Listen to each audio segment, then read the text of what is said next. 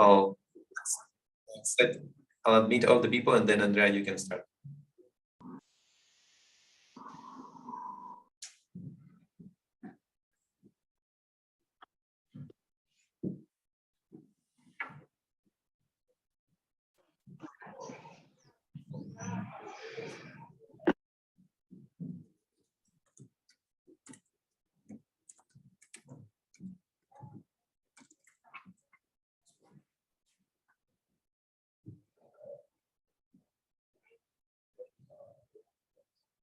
Okay, so I think everyone is in the virtual room, right? So, or at least getting there. So maybe we can start. Yeah. Right? Perfect. So, hi, my name is Andrea Espinosa, and I will be a chair for this conversation that Cruz Montenegro organized. So say hi, Cruz. Hi, welcome everyone. Hi, so we will be talking about mental health and psychiatric deinstitutionalization in South America, context, tensions, and challenges. First, I'm going to provide a little bit of, I'm going to read basically the abstract of the event so that we are all in the same page. And then I'm going to introduce our speakers that will be presenting for 20 minutes. All questions will be moved to the last part of the event so we can gather and have a conversation at the end. So psychiatric deinstitutionalization, and that will be my very long word of the day, sorry about that, involve the closure or reduction of large psychiatric hospitals, reallocation of psychiatric beds, and developing comprehensive community-based mental health services and other forms of social support for people with psychosocial disabilities. Complex social, cultural, and institutional factors shape the process, timing, depth, and nature, generating different policies across regions. Based on cases of Brazil, Argentina, and Chile, this seminar will aim to showcase the specificity of psychiatric reform in South America, considering the main historical and contextual factors stimulating and blocking this complex and unfinished process. So again, as I mentioned, we will have 20 minutes of presentation. Our speakers today are Ana Paula Freitas. Can Ana Paula say hello? So Ana Paula is the coordinator of the Laboratory of Studies and Research in Mental Health and Psychosocial Care of the National School of Public Health, Sérgio Arouca. She's also the coordinator of the specialization course in mental health and psychosocial care, master and teacher in public health by the National School of Public Health, Santiago Arouca as well. Also, we have two speakers for the next part of the presentation. So Silvia Faraone. Silvia, can you say hi? So Silvia and Ana Valero.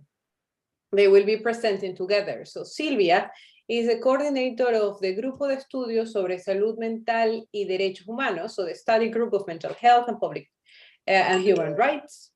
From the Instituto de Investigaciones Gino Germani, from the Social Science Faculty of the University of Buenos Aires. And Ana is a member of the Grupo de Estudios de Salud Mental y Derechos Humanos, so the same group, study group of mental health and human rights. And she's an associate professor on anthropology in the Faculty of Natural Science. And then finally, we have Cristian Montenegro, and he's a research fellow in the Wellcome Center of Cultures and Environment of Health of University of Exeter. He's the co-founder of the Platform for Research on Social Science and Mental Health in Latin America, PLASMA, and he's a researcher in the Instituto Milenio de Investigación en Depresión y Personalidad in Chile. Yeah, I think we are there with the presentations, and we can start with Ana Paula. Yes, thank you, everybody. Good afternoon, everyone. I thank the Center Welcome for Culture, Environment of Health. I'm very happy for the invitation to share the experience of the institutionalization in Latin America with such experienced colleagues. I'm Paula Guljor.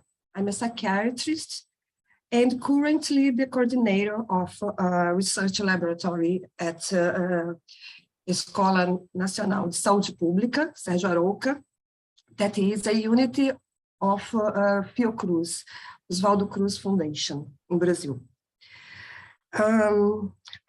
We at the laboratory, among other projects, we founded the Observatory of Mental Health, Public Policies and Human Rights, I think 3 months ago. But for 20 years, I have worked in mental health services, managed different types of mental health services, and also worked as a supervisor and in actions to close down large psychiatry services, psychiatry hospitals. I'm talking about this to say that I have the pleasure of researching a process that I have experienced from inside. And this can be good for a researcher, or it can also be very bad. But I think it's important to highlight the guiding question. I will share with you my screen. I'll share the screen. Let me see here. I have to say to you that I'm trying hard to be myself understanding. Let me see here. Happen. Okay. It's okay? Yeah, it's okay. Yeah. Okay. Put here the chronometer. And so I think first it's important to highlight the guiding question in choosing the title of my presentation. It's what's the aim of the psychiatry reform in Brazil? What is its goal? What would this process be? Here is then a first answer that I would be utopia. That would be the utopia of this proposal. I mean, the transformation of the social place of madness to achieve the right to the city. Of course, I'm referring to the people in severe suffering, vulnerable peoples, the people in mental health distress or in problematic use of alcohol and other drugs. This is the reason of this title, the psychiatric reform in Brazil, the transformation of the social place of madness and the right to the city. So let's continue with the challenge to summarize, in my point of view, the aspects that I consider relevant for a general notion of this process and the strategies used. But it's important to consider it is configured in a trajectory of more than 40 years since its beginning, and only 20 years ago there was the promulgation of its legal landmark. I start our conversation this way. Bringing to the discussion the structuring axis of this process. And I present this axis based on an expression used by Sérgio Arouca, an important sanitary doctor with a relevant role in sanitary reform in Brazil. I say this because these two axes establish a permanent dialogue. They need to coexist, democracy and human rights. Participation and guarantee of rights are prerequisites for the deconstruction of stigmas and reductions of inequalities. That is, presuppositions for a more just and solidary society. In Brazilian psychiatric reform, what could only be a reformulation of mental health care model, in my point of view, is expanded by the welcoming of the concept of deinstitutionalization. In Brazil, the axis of democracy to this day is represented by the form of construction of the public mental health policy that incorporates the effective participation of society in its various segments. I refer to the Fourth National Mental Health Conference. The reports of this conference indicated society's orientation towards mental health policies. A parenthesis to say that the unique health system is a universal health system decentralized by states and municipalities that contemplates spaces of participation and capillary social control. The National Health Conference are a space of social control for the construction of health policies with the participation of 50% of users, of system users, 25% of workers, and 25% of managers at various levels. This conference, National Health Conference and National Mental Health Conference are similar. In the human rights axis, I believe we can say that it points to an epistemic rupture in psychiatric fields. The subject is no longer an object of observation and intervention, but a subject of rights. In this way, the right to respect, to education, leisure, etc. In this way,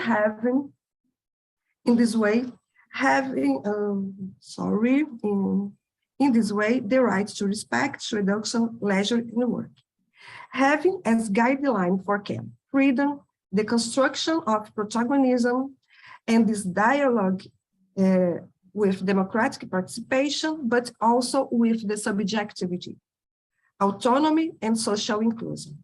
These are basic rights for all that must be guaranteed by the state. The importance of presenting these axes is to allow the understanding of the previous scenario and the changes operated with psychiatric reform. And so I bring here to show you 3 photographs of hospitals. The first 3 hospitals in Brazil. And these, however, the one at the middle of the slide was the first that was opened. And the reason this hospital was opened to celebrate the come to age and coronation of the emperor in 1852. It was the first real active Pedro II, our emperor at that time, assigned. And these show us the subject, the symbolic of this model of care, of mental health care in Brazil. For most of the 20th century, the psychiatric hospitals were basically the one device of mental health care. And so here is Juqueri, the National Hospital for Insane, and Colônia Barbacena Colony Hospital. This one is, they are at the 70s, another place that last one we saw Juqueri, São Paulo, Barbacena, Minas Gerais, and Pedro II at Rio de Janeiro. And these are Rio Grande do Sul, another state, Doutoeiras, Rio de Janeiro, and Barbacena in Minas Gerais, Santana, Santa Catarina. I mean, that is all of the country, this device of mental health care. And so at the 70s, we achieved more than 90,000 beds. During the dictatorship, it had an increase of more than 20,000 beds. There were many patient children too, especially those with cerebral palsy. This photograph at the right side of the slide. And so I made a timeline of this reform, of the Brazilian psychiatric reform process. I think it's better to understand, but it's not so, it's not a factory. It's a process that go and return, go and return. But at the 19th and 80s, we can call this a radicalization period. Mental health workers movements, the slogan for a society without asylum was the starting of this social movement called the anti-asylum fight movement. And the first liberty care experience at Santos, São Paulo, and at the capital, the center of São Paulo, the CAPS, Psychosocial Mental Health Center with Sérgio. At the 90s, we can see in this first period, we have many a movement at society to the first moment for direct elections called the direct now. The Constitution was being constructed, and so the radicalization period happened not only in mental health, but in all our society with politics, with these political movements. And the anti-asylum fight movement had importance, a singular importance to construct the mental health policies during all these 14 years. At the 90s, we have the institutionalizing periods of public policies in mental health. We have the regulations of mental health services with the psychosocial mental health services, the budget allocation in law, and the fight for approval of the national legal framework, the legal landmark. We have 10 years until they are approved at the parliament. At the 2000 decades and 2050 decades, we can call the deinstitutionalization moment, because in this time we have more regulamentations focuses on these people long-term institutionalized.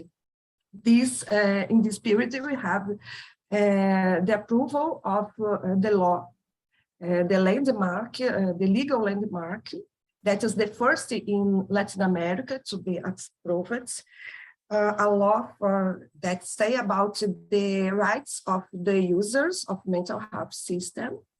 The national program for the evaluation of psychiatric hospital, there was no program for evaluation, this kind of hospital, but there always existed the evaluation of the other kinds of hospitals.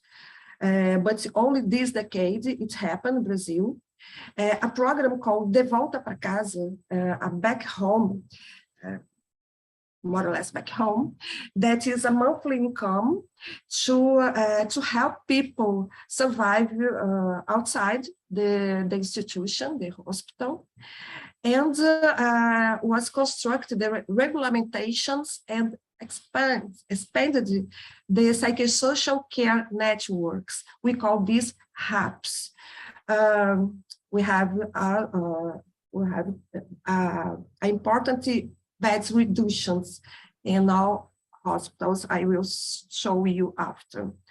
And the psychiatric, this time we live a bad moment in our reform psychiatric process with a government that don't respect the human rights or the democracy.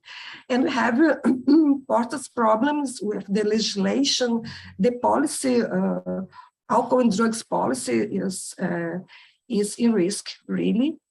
The attempt to return to the centrality of psychiatry hospital in mental health care, it's during 4 years our main fight, the main fight of the anti-asylum fight movement. We have a problem like Ana Paula, 15 minutes. Okay, thank you. And this, let's go because of the time. So the psychiatric reform is not a reorganization of services. It's a time. It's not the reorienting from the hospital to a territorially based services. Not just a dehospitalization. It's a complex social process, and I bring to discussion this dimension that is a concept constructed by Paula Amarante, that we have 4 dimensions: technical assistance, conceptual theoretical dimension, political legal dimension, and social cultural dimension. And this you can see in this graphic. It's the design of our network of mental health services with primary care, emergency and urgency, but with the institutionalization strategies like independence living facility, we call residential services, CAPS, psychosocial mental care, transitory residential care. It's a kind of services for alcohol, people who make the problematic use of alcohol and drugs, psychosocial rehabilitation strategies. And this, like these photos, it's a services like a home. It's not a service as we know. The strategy of family health strategy. This is the house that outpatients live, people who was long-term institutionalized. This kind of social and cultural center is different.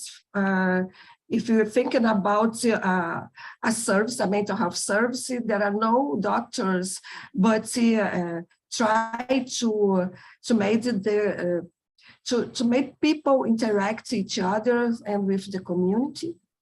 This is an example of our bed reduction. We had 1,900 in the 70s, and now we have 1,300 beds. The numbers of the freedom parents in liberty care, CAPS, independent living facilities.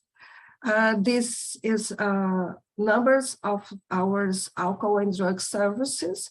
We call the street officers the device to care of homeless people, in general with problems, problematic use with drugs and alcohol. And so this what I mean right to see,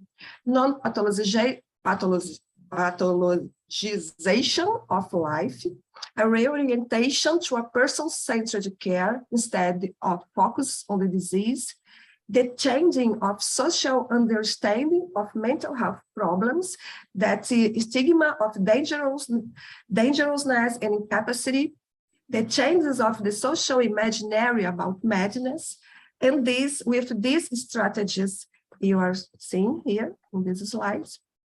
This is some strategies we have used during all these 14 years, the legislation, the anti-asylum fight movement that is always on the streets, protesting at the parliament, etc.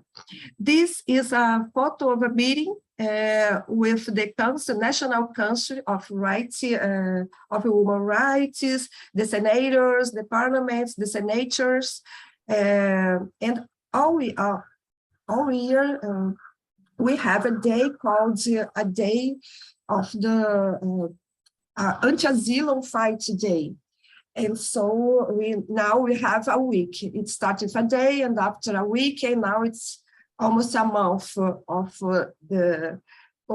to celebrate this. These other strategies that are talking about,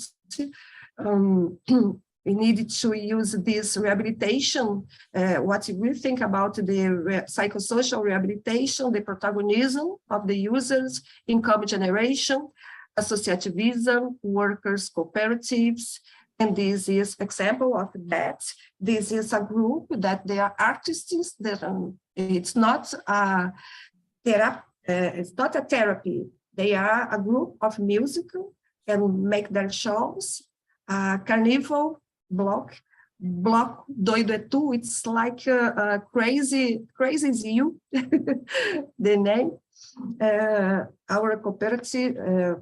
Workers' cooperatives. And so what I mean, I think that the psychiatric reform is the institutionalization, and it signifies one paradigmatic transition that social movement make a counter-hegemonic fight. And this is why we have now a national mental health policy this way, a state policy. It's the way we fight for the rights to the city, and I think it's a field dispute. So, thank you. I know it's difficult to summarize so many aspects. And this, I show you a book of Paula Marant that will be released next month in London. And if you intend to read a little more about the psychiatric reform in Brazil, it's a product of our research in our laboratory at FIOCRUZ. And so, thank you. Thank you, Ana Paula. That was really great. Can we now move to Silvia Faraone and Ana Valero? Yes, hello, good evening and good morning for all the audience. First of all, we greatly appreciate the Christian Montenegro's invitation to participate in this meeting. We believe that this is an interesting event to help to build the dialogue between the experiences between different Latin American countries on mental health.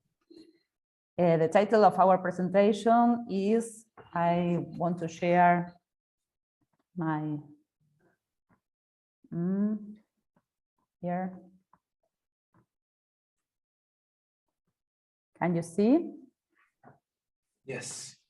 Well, the title of our presentation is Reform Processes in Mental Health in Argentina, Experiences, Tensions and Challenges between Social Sciences, Mental Health and Human Rights. We are part of a larger, we with Silvia Faraone, are part of a larger interdisciplinary research group focused on the relationship between mental health and social sciences. This team is coordinated by Silvia Faraone, who also leads the research projects that we develop. In reference to possible limitations with the language, I say sorry. I hope, or we hope to be able to communicate our reflections in the clearest way. The reflections below gather results from the research work of Silvia and the research team.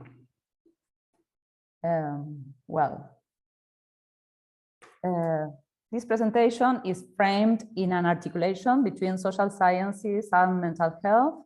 It focuses particularly on the consideration of its development in Argentina. And in order to identify, our purpose is that in order to identify the most relevant lines of challenge and tension in a changing scenario in Argentina, these reflections intend to link a historical political approach with experiences of deinstitutionalization.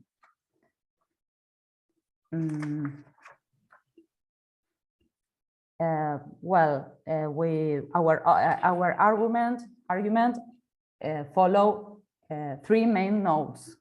First, we hope to historicize the conformation of the field of mental health in Argentina, taking into account the changes in public policies and the transformative experiences.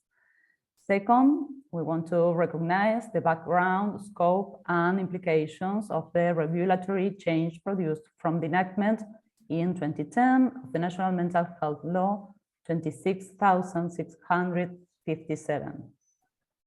We want also to establish or determine the continuities and current challenges linked to the progress of experiences, particularly considering the province of Buenos Aires. Well, we start from understanding the field of mental health as scene of dispute and tension between at least two main opposing perspectives. One of them centered on the psychiatric hospital as a total institution, and the remaining perspective focused on community mental health under human rights approach. To address the first node, we point out that between 1956 and 1976, some differentiated experiences stood out and involved or implied a deep questioning of mental health care strategies centered on mental health hospital or psychiatric hospital. Particularly noteworthy is the experience of Evita Hospital of Lanús, which, being a general and not a psychiatric hospital, promoted changes in the organization of services with the incorporation of the assembly device, the search for greater symmetry in the relationship between professionals and subjects with ailments, the integration of psychoanalysis, and the formation of interdisciplinary mental health teams. Since 1968, some experiences with therapeutic communities, such as therapeutic communities at Esteves Hospital, Buenos Aires Province, and Colonia Federal, Entre Ríos Province, began to stand out, while from 1971, others incorporated social therapy. This is the case, for example, of the Popular Cultural Center Carlos Gardel at Buenos Aires City. All these practices have in common that involved the search for non-isolation forms of care that nevertheless coexisted until then inside the asylum. Next. Particularly in the case of Argentina, and perhaps in contrast to other Latin American countries, we have a question here. These initial experiences had not received considerable influence from the mental health reform of Trieste, Italy, promoted by Franco Basaglia. The civic military dictatorship that lasted between 1976 and 1983 in Argentina blocked and implied a substantive setback in the mental health experiences developed.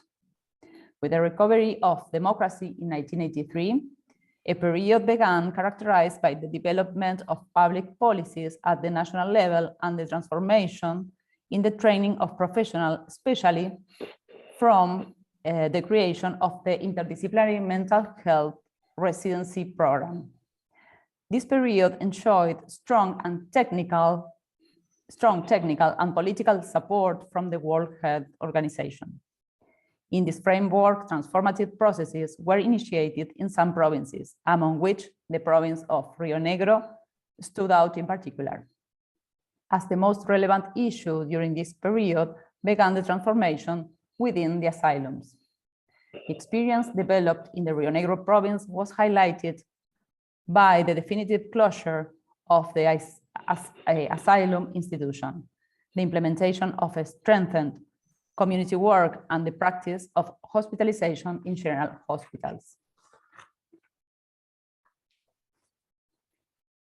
During the following decade, in the 1990s, the field of mental health in Argentina experienced sharp setbacks in the deinstitutionalizing processes, accompanied by a marked expansion of diagnosis and medicalization.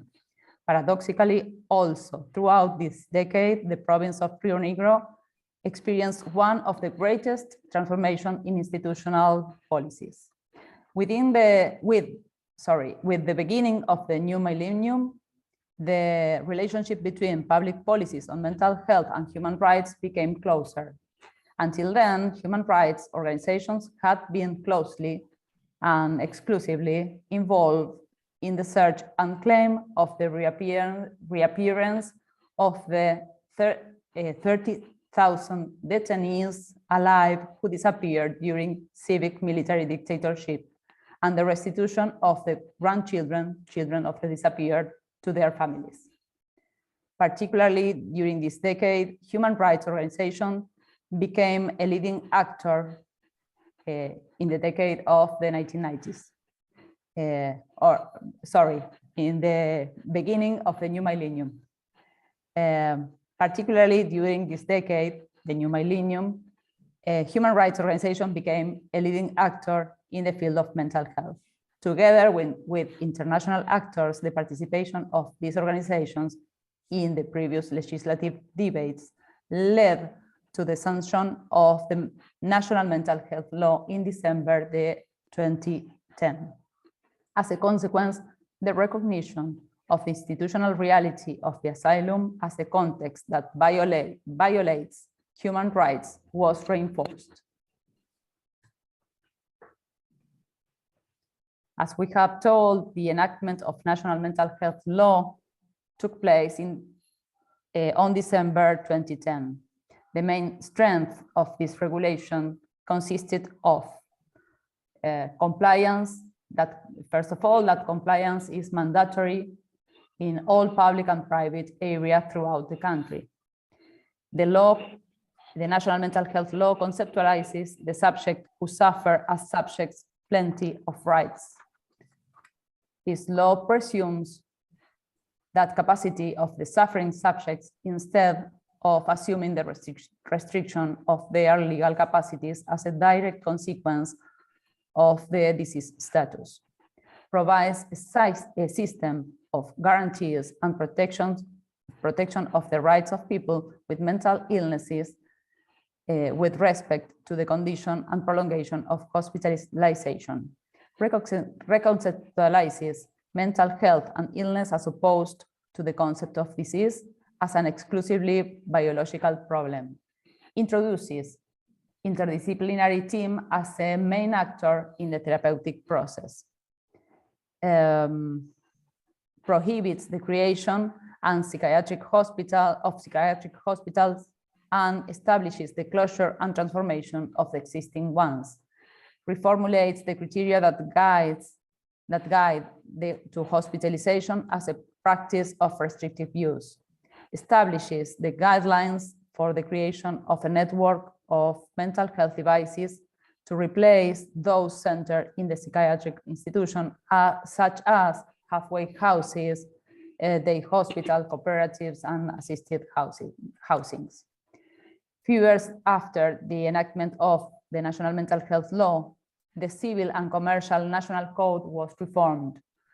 This code considerably limited the concept of disability and established the presumption of legal capacity, which may be restricted only for certain acts.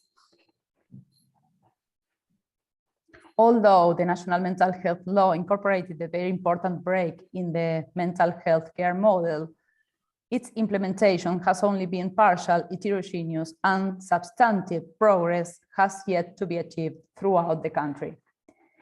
It should be noted that Argentina has 24 autonomous provinces and that the mental health reform processes within each of them are also complex and heterogeneous. This complexity is also combined with pendulum swings according to the political changes developed at the national jurisdiction level, as well as in each of the provincial territories. Some provinces, such as the case of Santa Fe, began a transformation process in the mid-2000s.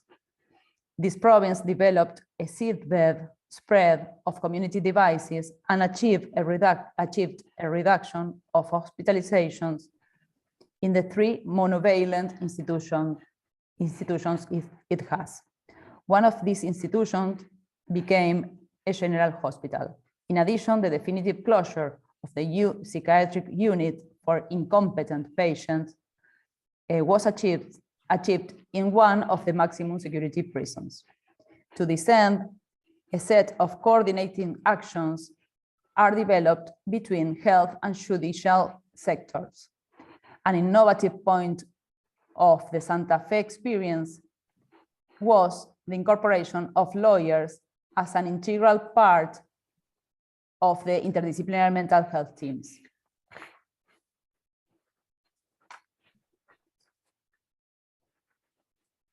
At this time, in the post-pandemic context, the province of Buenos Aires is undergoing a mental health reform process. It should be noted that this province is the largest in the country with the following features: a population of 17 million inhabitants, the greatest social inequality at the national level, and a poverty rate that covers 42.3% of people. This province administered 4 psychiatric hospitals, which at the time of the beginning of the reform, this is at 2019, had 1,810 hospitalized people, with an average of 10 years of hospitalizations, and many of these people spending a large part of their lives in hospital. Since the beginning of the mental health reform process in Buenos Aires province in 2018, and based on the perspective of care, 21% of these hospitalized people were externalized, of which the highest proportion went to their families' homes or to assisted living houses. In all cases, they had a support plan for life in the community. Other relevant aspects of the mental health reform process in Buenos Aires province are the consolidation of interdisciplinary teams in the wards of general hospitals, the implementation of a program for the rational use of psychoactive drugs with free access, and the construction of community spaces such as community center for mental health and problematic consumption. The deinstitutionalizing processes in Argentina have relevant imprint. From our research group, we have defined these processes in a native original way. We have included a backslash between the prefix des and the word institutionalization. This is because we think of these processes as the simultaneous and prevailing need to dismantle the asylum and create new transforming institutions that can be respectful of the human rights of users. We believe that in our country, this deinstitutionalizing process with a backslash. Ana, 15 minutos. Thank you. Processes are taking place pendulum with permanent advances and setbacks. Much remains to be done, but since the return to democracy, reform in mental health field is an issue that in one way or another is inscribed in various instances of social and political life. Here you can see some images of mental health community devices that are some examples of non-restrictive mental health strategies in Argentina that are currently under development.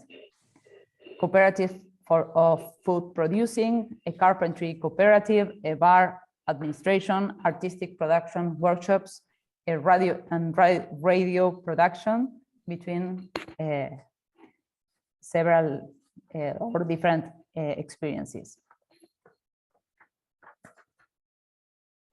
Here are some of our books.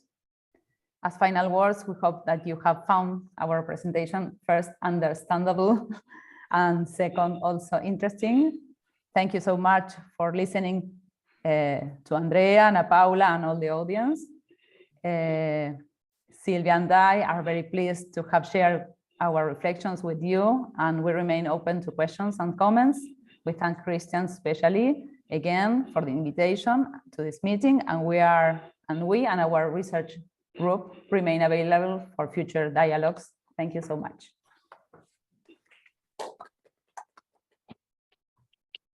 Thank you, Anna. And it was more than understandable. It was an enjoyable presentation. So thank you for that. Finally, we have Chris. Okay, so I'm going to turn my own camera so you have two views of me, which is weird.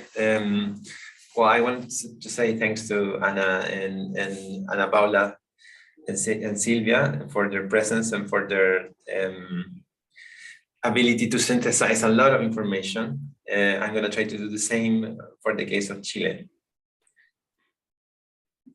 Okay, so I'm sharing my slides and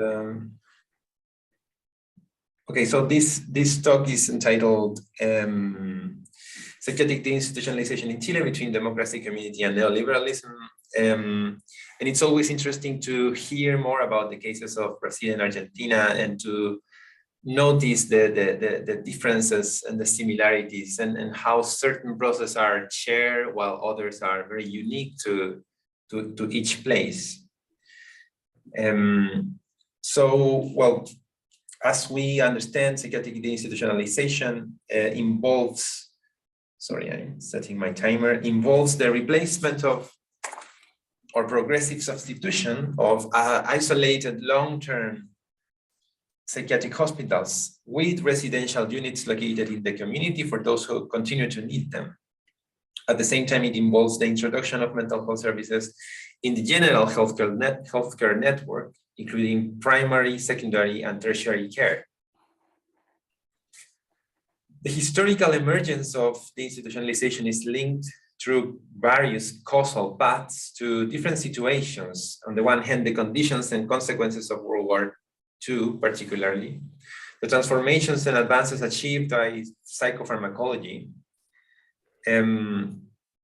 the cultural, political, and legal context that affected asylum's reputation as an ethically and economically valid technology, and the explicit forms of denunciation, activism, and legal advocacy that call for its reform and or abolition, both within and outside the specific field of psychiatry. What we do know by now, after almost half a century of attempts to develop this process, almost half a century of theorization and practical work around this process, is that this is a complex process and that it contains contradictory forces within itself. These processes are influenced by institutional environments, power struggles, clashing ideological currents, and they receive geographical and historical specificity from one country and from one region to the other. In the case of Chile, these aspects of the process haven't received enough attention. Reconstructions are generally based on the evolution of key indicators, such as numbers of psychiatric beds in one type of institution over the other. In this presentation, I will offer some notes on the specific local conditions that affected and continue to affect the implementation of the institutionalization in the country. And I will base this on an ongoing case study of the unfinished process of transformation and closure of El Peral Psychiatric Asylum in Santiago de Chile. Okay, so El Peral Asylum, or Psychiatric Hospital, is one of the 3 long-term psychiatric institutions still operating in the country. It was created in 1928 as an open-door colony meant to receive patients considered to be unrecoverable by the National Mental Asylum, or the Manicomio Nacional. It is located on the outskirts of Southeast Santiago, right where the inclination of the Andes challenges urban development for many decades, until it was reached by accelerated suburban sprawling starting in the late 1980s. Aimed originally at making the MAD self-supporting by working the land, the colony included a large patch of land and hosted an important farming infrastructure. A dedicated village was built next to the hospital to house the asylum's workforce, including local peasants hired to help inmates working the land in the ensuing decades. El Peral shortly became, as many other such places, an undifferentiated warehouse for persons with psychiatric disorders, intellectual disabilities, brain diseases, and above all else, poverty and complete lack of social support. For most of Chile's independent history, psychiatric institutionalization dominated the public response to those deemed mad. The creation of the National Health Service in 1952 increased the reach of health services, but psychiatry was still understood as a legal penal tool tasked with the control of deviant behavior, at least since 1985. Sorry, since 1852. So from the late 1950s to the early 1970s, something started to change, and coinciding with a strong condemnation of the living conditions of psychiatric inmates, alternative approaches were explored throughout Latin America, as we just saw in the cases of Brazil and Argentina, resonating with what Franco Basaglia and other pioneers were developing in Europe, and with the USA movement of community psychiatry. Notable examples of this movement were the reorganization of psychiatric care in Temuco by Martín Cordero, and the intra-community psychiatry developed by Juan Marconi in Santiago in the early 1970s. In 1964, Martín Cordero started working at the recently created neuropsychiatric service within Temuco's public hospital. Temuco is on the south of Chile. There, he and colleagues started a process of knowledge democratization, what he says he calls a political conversation that involved patients, family caregivers, and other members of the community. A diverse network of support for patients was generated around the psychiatric service in order to foster social inclusion and rehabilitation. This was a psychiatric service inside a general hospital. This was the first documented implementation of what came to be known as the community model in mental health services decades afterwards. Another important development led by Juan Marconi and colleagues in South Santiago between 1969 and 1970 was Psiquiatría Intracomunitaria, or intra-community psychiatry, first targeting alcoholism, a long-standing social and medical concern in the country, and then by extension, neurosis and child sensory deprivation. The program relied on a form of socialist peer support whereby rehabilitated alcoholics became agents of rehabilitation among their peers. By this time, there was an ideal associated with social medicine and the socialist process in Chile. There was an idea of a popular psychiatry for the masses. A process called delegation of functions oriented to give communities the tools to address their own problems, including their own mental pathologies. We need to remember that the socialist ethics of the Unidad Popular movement led by Salvador Allende, in that socialist ethics, alcoholism directly threatened the levels of productivity required for a socialist transition. So that was the political context of how psychiatry understood its role in society by the time. It's important to consider that besides these experiences, the institutional transition towards socialism in the 1970s, although placing public health as a fundamental concern, didn't make a fundamental change to the status and situation of psychiatric asylums. But what could have developed eventually as into an explicit anti-institutional movement in psychiatry was certainly stopped by dictatorship. Dictatorship started in September 1973. Cordero moved to the UK, exiled. Marconi briefly moved to Argentina, and some of the leaders of the community mental health movement were arrested and tortured. Psychiatry was forced to circumscribe its activities to universities and traditional medical spaces.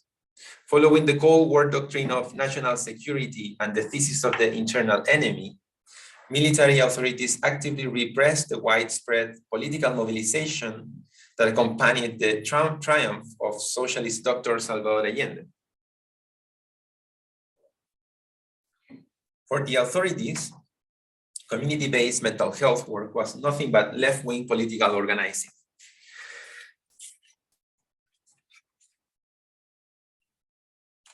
Inside El Peral Psychiatric Asylum, the main impact of this radical social and political shift was an aggressive reduction of funding and staff, with more than 400 workers removed and a subsequent worsening of conditions for patients.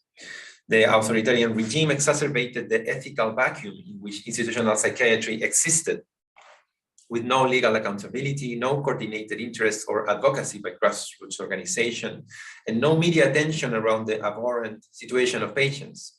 Critical conditions of possibility of the denunciation of the asylum in Europe and North America. Although rarely recognized in most reconstructions of this process, significant developments occurred inside El Peral during dictatorship. In 1976, a contract was signed between the University of Chile and hospital authorities to transform the institution into a space of treatment and rehabilitation. One of the outcomes of this was the development of a token economy program. The token economy program was a behavioralist rehabilitation strategy oriented to institutionalize chronic pain patients, implemented between 1976 and 1978. The point of the strategy was to reward the emergence of certain behaviors considered normal or necessary for a life outside of the institution. 20 patients were externalized thanks to this program, although some of them came back due to the lack of support. Finally, the program was closed when dictatorship decided to stop the influence of the University of Chile in the psychiatric asylum. Another interesting experience started in 1997, after the demise of the token economy program. A new director appointed by dictatorship authorities decided to rescue some elements of the token economy program, transforming a whole section for chronic patients into a protected commune, a kind of artificial city organized as a normal neighborhood. This was a simulated sort of a frozen world with no expectations of externalization. Dictatorship, of course, reinforced the perception that the outside world was unwelcoming, cold, and brutal. Several testimonies and the few available accounts considered that the protected commune was at best an innocuous lie, and at worst an exploitative scheme to steal patients' pensions and force them to work for free. It was never documented extensively and largely excluded from the available reconstructions of the process. The return of democracy after a national referendum in 1988 and then the start of democratic rule in 1990 meant that these experiences inside the asylum were considered kind of a dark episode in the development of psychiatric reform in the country. For many psychiatrists, the transition towards democracy meant that finally it was possible to make a transition towards community in mental health policy and practice.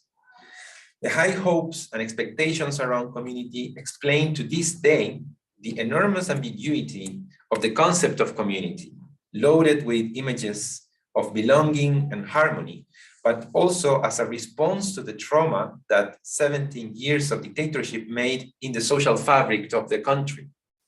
So a sense of community is precisely what was destroyed by dictatorship.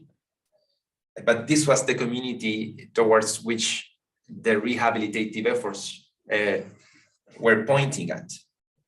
So community was at the same time an horizon for mental health policy, but also an absence, something that wasn't really there. Also a debt and also a promise. Now the push towards community-based reform received a key international push through the Caracas Declaration, signed by Latin American health policy leaders in 1990, in an attempt by the World Health Organization and the Pan American Health Organization to bring the principles of modern psychiatry to the region. Taking advantage of what was already being done in Brazil and Argentina. So this is kind of an early case of what now we call global mental health, including some South internal cooperation within the region, but also strong guidance and a process of matching between leaders in Argentina, leaders in Brazil, leaders in Europe, especially in Spain and Italy, and the attempts to bring about this change in the newly democratic countries in South America. But the expectations of transformations that the return of democracy created clashed against what was in reality a fully redefined health system within a fully redefined neoliberal state in Chile. The dictatorial constitution of 1980 prevented the state from intervening beyond what families and corporations could do for themselves. The health system was split into an overcrowded public system for the poor and a fully resourced system for the rich. Acting from the state as policy leaders meant being subjected to these limitations, and this prevented any kind of bold investment in the transition towards community-based services. What we had was a form of precarious reform, and this condition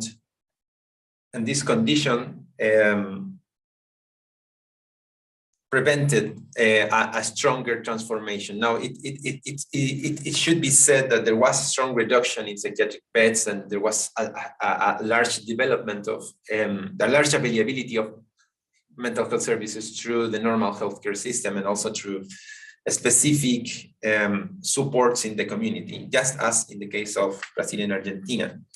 But the level of expectation around how to quickly how to move quickly in the direction of community-based services, and how to follow the legacy of this pre-dictatorial pioneering work clashed against the limitations of this new neoliberal reduced state.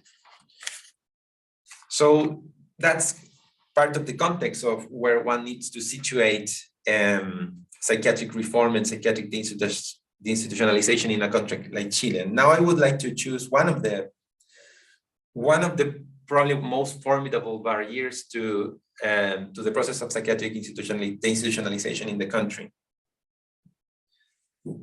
One of the main factors that have prevented a more determined progress in the deinstitutionalization and closure of a place like El Peral Psychiatric Hospital is the non-professional hospital workers, especially those who have been there for many years, who lived in the houses for employees that existed next to the hospital for about 100 years, and who were inheriting the work from one generation to the other. Work in that sense does not seem to be the right concept. We should maybe talk about a way of life, Being a worker from generation to generation in this place becomes a way of life. From the conversations with former workers, I want in some way to reconstruct, and with this I will end, the integrity of the perspective of this type of worker, briefly suspending a normative accusation of conservatism or self-interest. So what these workers say is, we have always been here, even before this was called an hospital. We were born here, we raise our children here. We are not professionals. We spend most of our lives with patients. We know what happens with them daily. We know them better, what they need, what works for them, and how to treat them. On this basis, we know what's possible from what is just discourse and promises. Professionals come only during their short working times, but they are not here for the crisis, or when there's no sugar for the tea, or when the wind seems to be ripping the ceiling apart. We workers live things together with the patients that professionals don't. We see the patients as our family, because when we were kids, our parents brought patients to our houses, the ones who could be with us, and we did things together. Our perspective was never considered in all of these plans. Authorities came and went with their bold ideas, and they operated in a different sphere indirectly without the kind of contacts that we have with patients. So why am I making this emphasis to finalize this? Because one of the big questions in South America, and I know that this is true in Argentina and in other places, is what are the main sources of resistance to psychiatric deinstitutionalization? And usually the focus is placed on a clash between different ideologies within psychiatry itself. What I'm trying to say is that at least historical research and empirical research demonstrate that workers have been a much more fundamental resistance, but their perspective hasn't been considered many times. So through the testimonies of workers, we can see a strong defense of a sense of authenticity, a sort of deep connection binding workers, patients, and place in a way that it is incomprehensible for professionals and reformers, a level of practice that plans or mental health plans never really penetrate. Even in some cases, through the interviews that I made, there was a sense of nostalgia toward this dictatorship, seen as a period where they could live this authentic life without interventions, without a strong distinction between them and professionals, for example, without the protected, and in that sense, something like the protected commune that I was talking about acted as a symbol of unity between all workers inside the hospital. So when promises or threats of transformation started developing through the 90s and 2000 and up until now, these were seen as a threat to a form of life for hospital workers. So after dictatorship, these workers formed unions who were extremely successful in finding political support to prevent and boycott every attempt at closing the asylum. In a context of a split system between private and public, defending the asylum could also be easily framed as defending what's left of a public system that before dictatorship was evolving into a single system. So, and with this I'm finishing, a strong agenda toward deinstitutionalization needs to include a detailed account and exploration of the forces and groups whose action or inaction has prevented or dragged this process for decades. Thank you.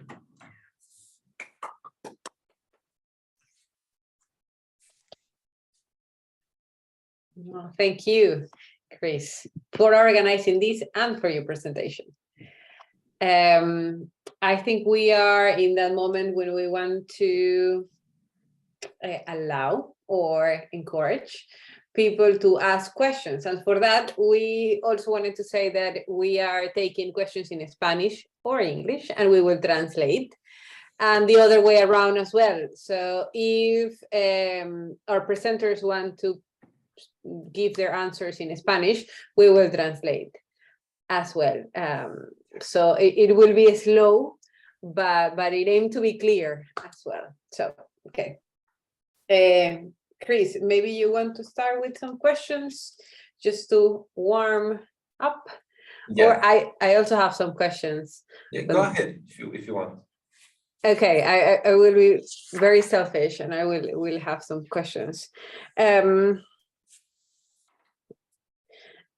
Both of the Annas, so Ana Paula and Anna, mentioned the idea of going back and forth, that this process is never linear.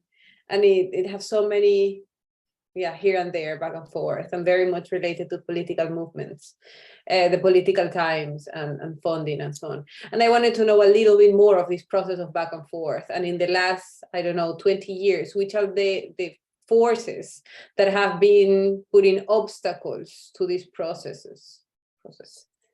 Yeah.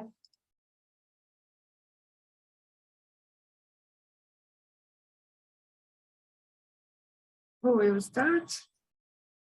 Bueno, sí. Okay, I will try to speak in English. Yes, when I read the name of the presentations, I think it's on your site, Christian, about neoliberalism, capitalism, and the ways the public health is the design of the public health. I think it's the key to understand our process. First, it's important to highlight the period of the dictatorship. In the free experience in Brazil, it was so important to the retrocesses that happened.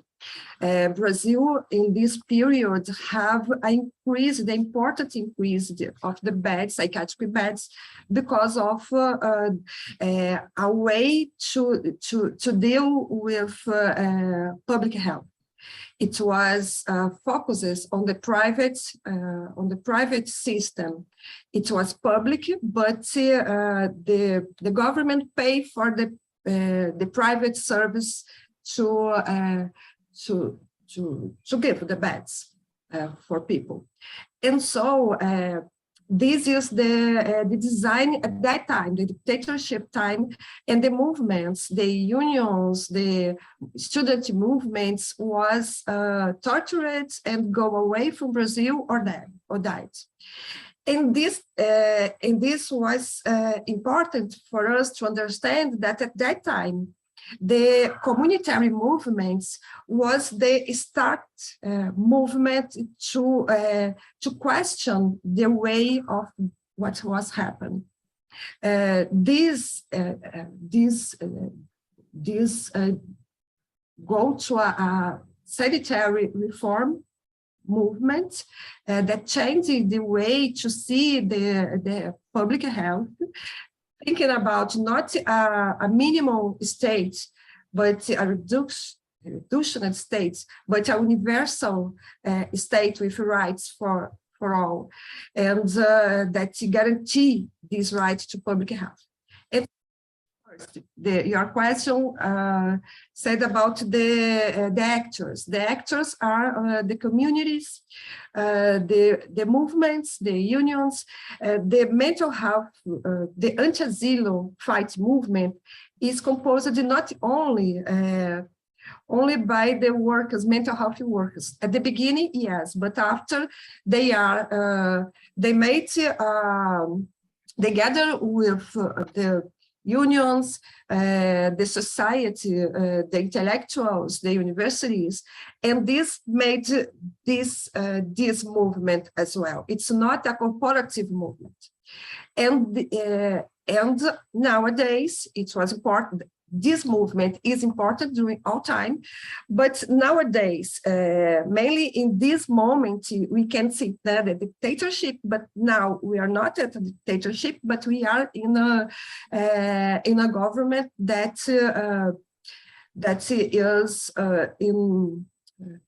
go in the way to the capitalism.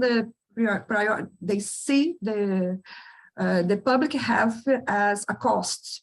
And so don't respect, etc., etc. It's our government until Sunday, I expect. But yeah.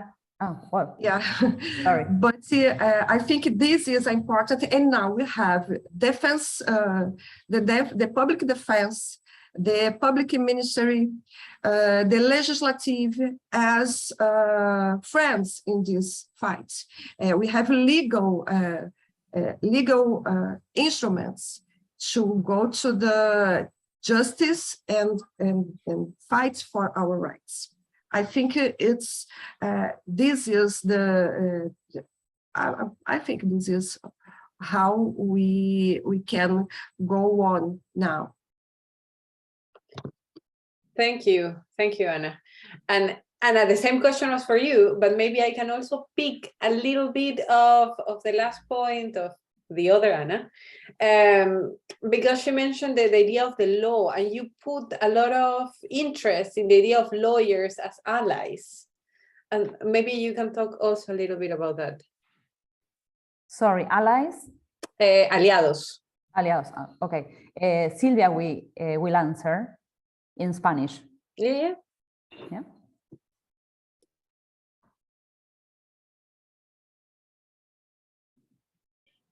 muy cortito, dos o tres cuestiones nada más. Una es, no sé, Sí, Cristian, Silvia. vos vas o Andrea vas a traducir. Cualquiera de los dos. Sí, ¿Qué yo puedo dices? hacerlo. Ok. Sí. Pero di algo y yo lo traduzco y después continúo y así nos turnamos. Ok. No, simplemente dos o tres cuestiones. Una fueron que Ana Valero y también ustedes han puesto en escena, nuestros países tienen movimientos políticos muy pendulares. So what Sylvie is saying is that according to our presentations, and the three countries that we represent have very peculiar political histories and recent histories. Ok, y esos movimientos políticos pendulares también tienen acarreados movimientos ideológicos pendulares, muy fuertes, por lo menos en Argentina, y creo que en el resto de los países que estamos aquí sucede lo mismo. Y esto impacta profundamente en las reformas de salud y particularmente en las de salud mental. Okay, so what Sylvie is saying is that there is in our countries a very pendular political logic, moving from extremes, maybe very polarized, and that these chiefs, political chiefs, have a deep impact also in the chiefs of the mental health ideologies and mental health practices in the countries. Okay. A partir de eso, Argentina vivió la dictadura militar más cruel que tuvo el continente, con más de 30.000 desaparecidos y con robos de niños que marcó el campo de la política y marcó el campo de los derechos humanos en nuestro país muy fuertemente. Okay, so Argentina endured one of the most cruel forms of dictatorship, with more than 30,000 disappeared people, with children being stole, with lots of atrocities that shaped an approach to human rights in a way that maybe is very unique, but particular also to South America and to countries that experienced this process. Esa dictadura cívico-militar, como decimos en Argentina, se reproduce después como dictaduras económicas en otros momentos, en la década del 90, en la década de fines del 2010, del 2015 en adelante, se reproducen dictaduras económicas que impactan sobre los sistemas de salud en nuestro país. So this historical civical military dictatorship, after it ends, it reproduces itself from time to time through economical crises like the one in 2010, 2015 in Argentina. A partir de eso hay actores generales y actores particulares que inciden en los avances y retrocesos en las reformas en salud mental en Argentina. On the basis of that, there are agents or actors that make an influence in the advancement of this process in Argentina. Ana planteó que nosotros en Argentina tenemos una ley muy de avanzada a nivel internacional en el campo de la salud mental, a pesar de lo cual hoy existen más de 7, 8 proyectos en diputados y en senadores en la Cámara, la Honorable Cámara de la Nación, para modificar y retroceder los avances de esta ley. So as Ana mentioned in her presentation, in Argentina, there is a very advanced law in terms of a progressive move away from psychiatric institutions. But on the other hand, there are several projects in the Senate by politicians who want to amend aspects of the law to bring the process back or to stop the process altogether. A pesar de esto, hay actores políticos muy comprometidos con la transformación actores políticos nacionales como de diversas jurisdicciones, de diversas provincias. But on the other hand, there are key important political agents at the national level and in different provinces across the country committed to this law and to this transformation. Si vamos específicamente al campo de la salud mental, y con esto termino, creo que las corporaciones profesionales son un gran obstáculo para los avances. Las corporaciones, que no es lo mismo que hablar de los profesionales en términos particulares. Okay, so what Silvia is saying is that a key source of resistance are not professionals, but professional corporations or professional groups in Argentina who act or have interests that are opposed to this transition or to this transformation. También, como decías vos, Cristian, algunos trabajadores muy enquistados en las instituciones manicomiales resisten los procesos de cambios. Yeah. Enquistados, that's a hard one. Yeah, but there are workers that are very linked or deeply rooted to specific institutions, and they represent a very strong source of opposition. Y para terminar, nuestra ley incluye en uno de sus artículos, que es el 4, el consumo problemático dentro del campo de la salud mental. Y allí sí todo lo que incluye comunidades terapéuticas para consumo problemático, para adictos, son una gran resistencia hoy a los avances en torno de las modificaciones en el campo de la salud mental. So the law also includes aspects of support for people with problematic consumption of drugs and alcohol, and including the development of therapeutic communities. But this is also something resisted in the country, and resistant is an aspect of the law that is particularly resisted. Y por último, creo que hay un gran desafío a pensar, que nosotros como grupo venimos haciéndolo en la Argentina y tienen que ver con estos procesos, los avances de otros modelos de institucionalización a partir de los procesos de medicalización, biomedicalización y farmacologización de la población en el campo de la salud mental. Es otro gran desafío a pensar cuando planteamos los procesos de desinstitucionalización. So what Silvia is saying is that together with deinstitutionalization, it's also important to include a critical thinking around things like biomedicalization, pharmacologization of normal life, and that this is also part of the same in a way. This is also part of the same process. Gracias, Silvia. Muchas gracias, Silvia.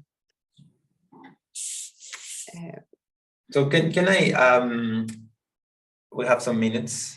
The microphone is open to anyone who wants to make a question, and also the chat. I just wanted to make a comment on human rights. I think this is something, I mean, for me, doing this work partly in Chile and partly in the UK, it's always a challenge to explain in the UK how important human rights are in the mental health field in Chile or in Argentina or in Brazil, how kind of consubstantial human rights are as a discourse, as a practice, as a institutional framework, how important it is for rehabilitation, for treatment, but also how paradoxical sometimes the notion of human rights can be. And I think that from the presentations, it's interesting to notice that the political instability and the political history of these countries shaped a certain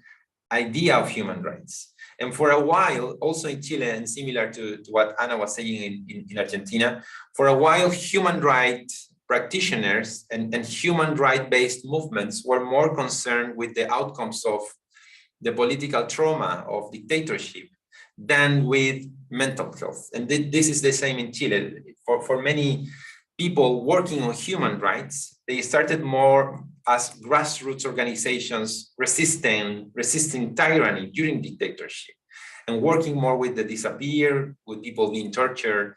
But then gradually, and I think that the same is going on in Chile over the last maybe 8 to 10 years, gradually there's an interest from the human rights community to what's going on with service users inside psychiatric institutions. So I think this is an interesting encounter, and I wonder if either Ana or Ana Paula would like to add something else. I know that Ana Paula is actually working on a human rights project in her lab. So if they want to say something else around this interaction between human rights and mental health reform.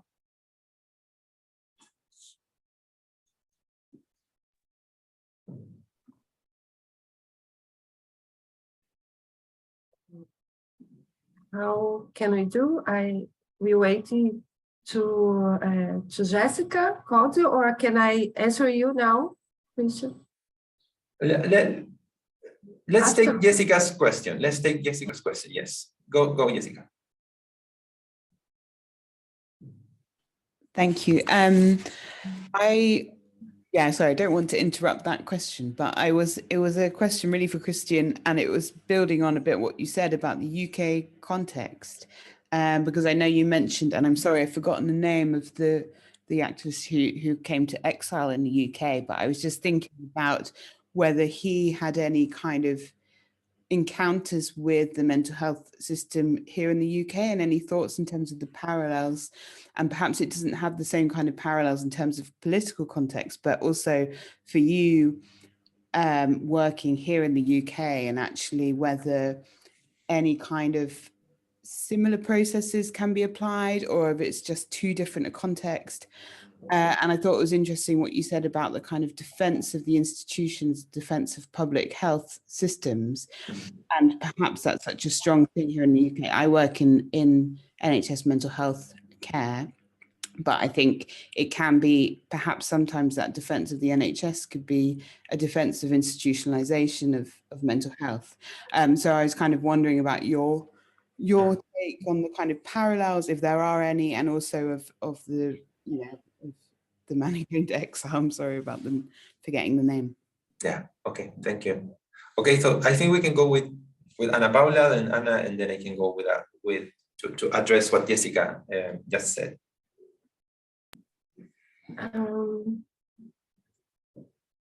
Well, I have only a point to say about this human rights. I think that when we are talking about these concepts and related this concept with the mental health system, the mental health care, it's important to think about the reality of the country, of our country, that it's a cruel reality with misery, poverty,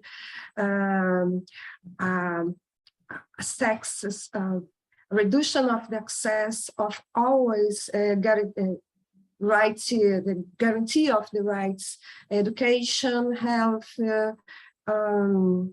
work, and this is and the violence, the defense of human rights is not only the defense of the violation strictly real, concrete, but this no access is a violence, a continual violation of the rights.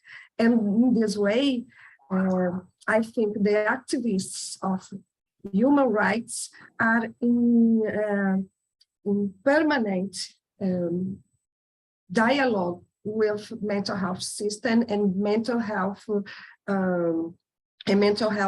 activists. And I think it's in our countries and not only in Brazil. It's different from Europe. The well-being is so different. It has problems, but our problems, we have a reduced system of social protection. And this made, for instance, in Brazil, we have 30 million people living below the line of the poverty. And so it's an important thing to do. I think we talking about psychiatric reform as a civilizatory process. And I can't talk about mental health care without thinking about the guarantee of rights to all population in Brazil.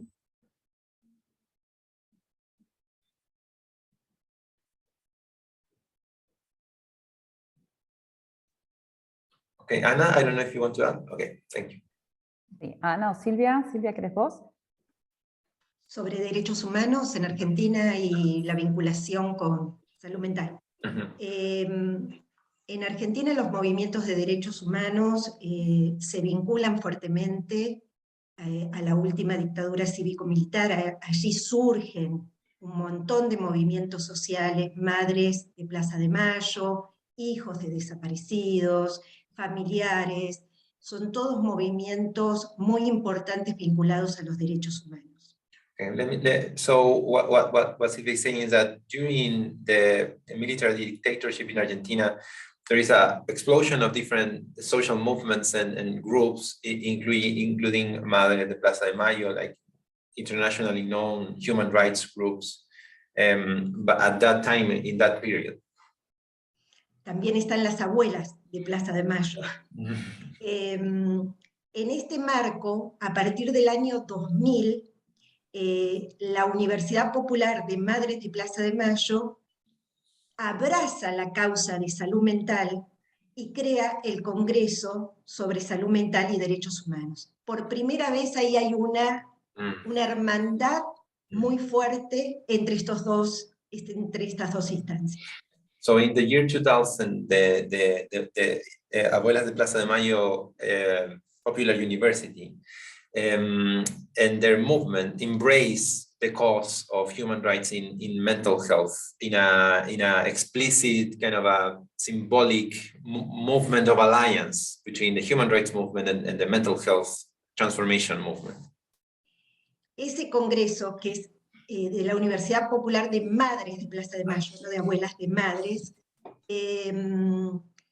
crea una instancia en el continente, a mí creo que es así, porque participaban muchos representantes de diferentes países de América Latina, y crea esta hermandad que nunca más se va a separar, que es salud mental y derechos humanos. ¿Por qué? Porque se empieza a tomar el manicomio o la institución manicomial, y aquí Río Negro, que fue la primera provincia que destierra el manicomio, vinculan al manicomio como un nuevo campo de concentración. Okay. Entonces siempre es necesario generar situaciones de derechos humanos sobre esas situaciones de campos de concentración. Esta cuestión tan fuertemente hermandada en la Argentina está vinculada justamente con esto que veníamos trayendo de nuestra historia. Okay, so what Silvia is saying is that due to this alliance between the human rights movement coming out of dictatorship and the process of transformation in the mental health system,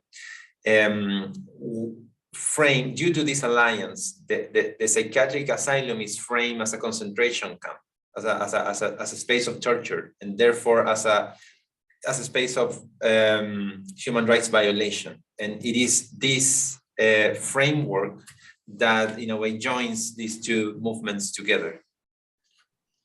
Por otra parte, otro grupo de derechos humanos, que es el CELS, Centro de Estudios Legales y Sociales, publica un libro sobre las violaciones a los derechos humanos en los manicomios argentinos. Esto también, esta denuncia pública, fue un quiebre en la vinculación o el desarrollo de estas instituciones vinculadas a rupturas sobre los derechos humanos de los usuarios allí internados. So another group, the CELS, CELS, they publish a book or a report on human rights violation of psychiatric patients, and this is also creates a rupture or a in a way a separation of positions around the issue. Y en este sentido también hay una modificación importante en el tema de las internaciones de los sujetos inimputables. And there is a transformation coming from this in the laws around how, when, or whether to. I'm missing some words here, but it's about people who cannot be. These legal terms are also always so hard to translate, but people that cannot be judged because of lacking. Anyone can help? Incompetent? No. Yeah, like the regulation of the legal treatment of those persons. Y por último, esta unión tan fuerte entre salud mental y derechos humanos generó que en la ley de salud mental, en la ley 26657, se creen órganos de derechos humanos que defienden los derechos humanos de los sujetos internados. Entre ellos, los abogados de defensa y el órgano de revisión de todas las internaciones. So, coming out of this, there is like a specific legal instances are created to defend the rights of those people that is living inside psychiatric asylums. Por mí, no sé si Ana, ¿querés agregar algo de esto que es interesante? Respondo muy breve en español. Esto último que dice Silvia son herramientas que se introducen en la ley y que invierten la lógica judicial que rodea a las personas usuarias y con padecimientos mentales. Invierte la condición legal y restituye su reconocimiento como plenos sujetos de derecho, cosa que antes no sucedía, ¿no? Yeah, so what the law does, what these adjustments in the law do is to invert or kind of revolutionize like the situation of the psychiatric inmate or the psychiatric patients as a subject of full legal rights, so a subject that needs to be protected by the law. Okay, thank you. I hope I did a good job. So I just want to tackle the last question that was made briefly, and then I think we are kind of reaching the end. So, sorry. Yeah, I mean, okay. The UK is living a kind of a small crisis in relation to this very issue at the moment due to a journalistic expose of human rights violations inside a psychiatric asylum here. Something that from time to time you have these situations revealed, although the regulation of and the laws surrounding the mental capacity law, for example, and others, are extremely detailed, and it would be very hard to delve into that. And I'm not the right person to do it, but what I can say is that my impression is that the violence of psychiatric institutions, regardless of their size or physical aspect, or regardless of where in the world there's always a potential of violence that manifests itself from time to time. There's always kind of a cultivation of a certain group conformity, even across professionals and workers.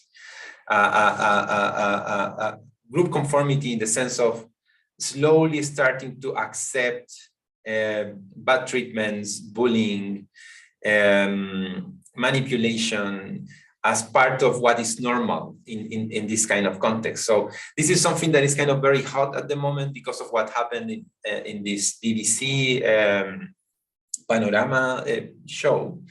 But I think that it's a reminder of how important this is and to what extent the distinction between developed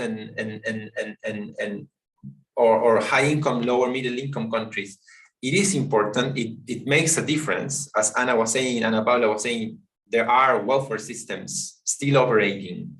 There are lots of guarantees, but on the other hand, the situation of psychiatric patients locked in institutions is still one of high risk, high exposition to that risk.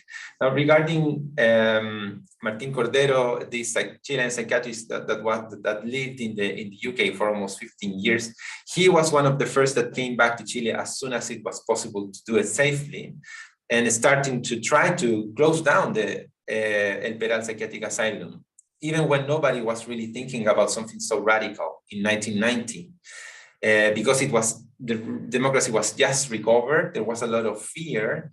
In Chile, this process of transition toward democracy was pretty much designed by the dictator. So it was a process that left him and his acolytes out of any sort of recognition of their crimes. So it was kind of a pact transition.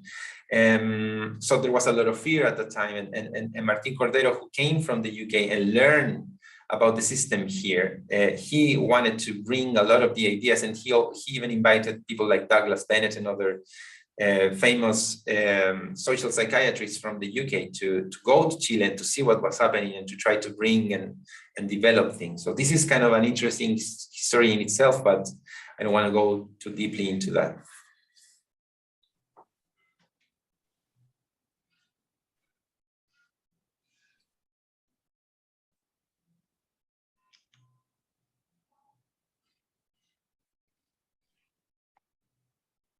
Okay, so is Andrea, shall we? Yes, I think this can be the end. Maybe you want to read some of the comments in the chat. They are very, very nice and present a different perspective from different parts of the world. So maybe that's a nice way to close. Definitely, yes. So, well, Manuel Capella, he's saying, Capella, a great space to learn and share ideas. Thanks for organizing it. Mental health may not be about mental health, mainly. Human rights, violence, poverty, even the tensions in the defense of public mental health as also being a conservative mechanism, intended or unintended. The meanings constructed by situated agents also, thinking of the work done by pioneers such as Alfredo Moffat in Argentina. Thanks again for the event. Un abrazo, gracias, Manuel. Listening from North Carolina, says Bebe, in US, fascinating discussion, thinking of political forces here. Our state privatized community mental health in mid-2000s. We've seen as an increase in use of involuntary commitments, doubling in 10 years. Access to care is limited. Criminalization has increased. I'm a clinical social worker who specializes in working with people living with psychotic disorders. I think this is interesting because this is actually what we are also seeing in the UK, like an increase in the use of quote unquote preventive mechanism, like involuntary commitments. And this means that we also need to look at this beyond the asylum itself and how these practices reproduce at different levels and in a more maybe a smaller scale, which is at the same time an invisible scale. It's harder to detect, it's harder to observe, it's harder to denounce. Okay, so well, Ana Paula, you have the last words, I think. Thank you. I was listening you, and I think it's important to bring here that when we talked about the dimensions of the deinstitutionalization, the theoretical dimension is so important, because this transformation, this construction of the asylum, it's not only the structures. I think we have to talking about a paradigm, about a logic, and this logic is based in the structure of the government, the state, on the right as discipline, and on the science. And the associations and corporation, mainly the psychiatric corporation, has an important role to sustain this way of thinking, this way of work for many professionals. And to this dialogue, I think it's a narrative to the society. What the society listen is this narrative that has sustained by the science. And we, as people in the university, in the academic universe, we need to construct another narrative, that it's a logic, it's not a structure, a physical structure. The asylum, we have asylum on our minds, as many prejudices, many stigmas. Okay, I think, and so I'm glad to be here. Thank you, everybody. I love to talk with you. I expect I made me, you have understand what I said. Thank you, Chris. Yes. Thank you. Ana, Silvia, Andrea. Anna, you want to say something? Yes. Some few words in relation to the concept to deinstitutionalization, especially Silvia Faraone elaborated a reformulation of this concept, and for me and for our team, it's very important to emphasize the tension that implies this concept, and Silvia underlined in relation to that the institutionalization processes and the institutionalization processes are in permanent tension, and this is why it is very complex to understand and to think about it. The institutionalization processes are not limited to the asylum, of course, and this is an important thing to have in mind. And it doesn't depend on the scale. It doesn't depend on being a huge or a big institution or a small institution. And that's the key point, I think, to think in that concept. This is all, and we were very glad to share the meeting with you, with Ana Paula, with Andrea, and all the audience, and Christian. Thank you. Thank you, Anna. Silvia, you want to add something? No, simplemente saludar. Bueno, creo que Ana desarrolló cómo venimos pensando nosotros y discutiendo el concepto de desinstitucionalización, superando algunas tensiones. Y esto lo veíamos por lo que decía Bebe, creo que se llama la persona de Carolina del Norte, porque también en Argentina hemos vivido procesos que aparecen denominados como desinstitucionalización, y son procesos realmente que no conllevan prácticas transformadoras reales, sino se proyectan en instituciones más pequeñas, tal lo que decía Bebe, ¿no? Instituciones más pequeñas, pero con las mismas lógicas de control social que los grandes manicomios. Entonces, por eso permanentemente nosotros estamos reconstituyendo y repensando el concepto de desinstitucionalización. Okay, all right. Sí. Yeah, I was just saying that I'm not going to translate it. I know that lots of our audiences already know Spanish and they understood. But I just want to say thanks to all of you. Thanks to Andrea. She's just starting in this center and she take the invitation to share this with a lot of willingness, and I really thank you for being able to do it. Gracias Silvia, gracias Ana, obrigado Ana Paula. It was great to listen to your presentations and to know more.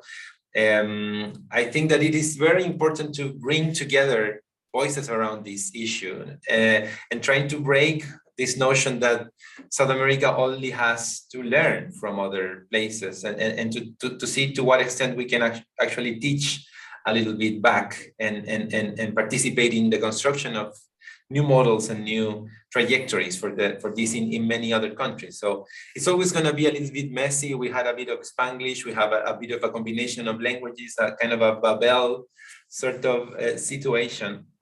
But that is also part of sharing across regions and across frontiers and across languages, what we know and what we want about this process. So thank you all, and thank you for the people who was able to be here.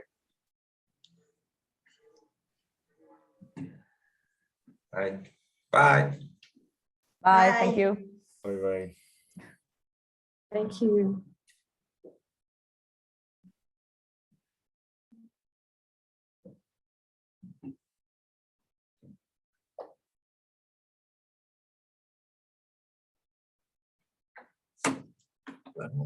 Can we leave them just to say bye before? Yes. Like take everybody else and but the speakers. Oh. Is that possible? Yeah.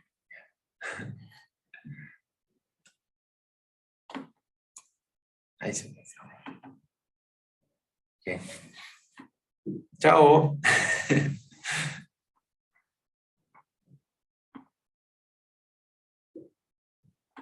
Bueno, muchas gracias, Ana. Muchas gracias, Silvia. Gracias. Bye. Espero Muchas que gracias. haya sido interesante lo del idioma y todo. Yo creo que ha salido súper bien. Sí, salió lindo. Estábamos pensando con Ana, mientras nos escribíamos, agradezco a Ana que me fue de ayuda además para poder entender algunas cosas que no captaba de las otras dos explicaciones y de los otros proyectos. Pero estábamos pensando por qué no repetir esto o encontrarnos nuevamente por ahí armado desde nosotros en español, para, bueno, para los países de Latinoamérica también, ¿no? Como que me parece interesante lo que se ha producido. Excelente idea, yo estoy muy disponible. Sí, muy bueno, muy bueno. Sí. Podemos hacer un meeting, un encuentro. Sí. Brasil. Eso. En Brasil. Bueno, gracias por invitarnos. En contacto, muchas gracias. Chao. Sí. Cerramos. Cariño, chao, chao.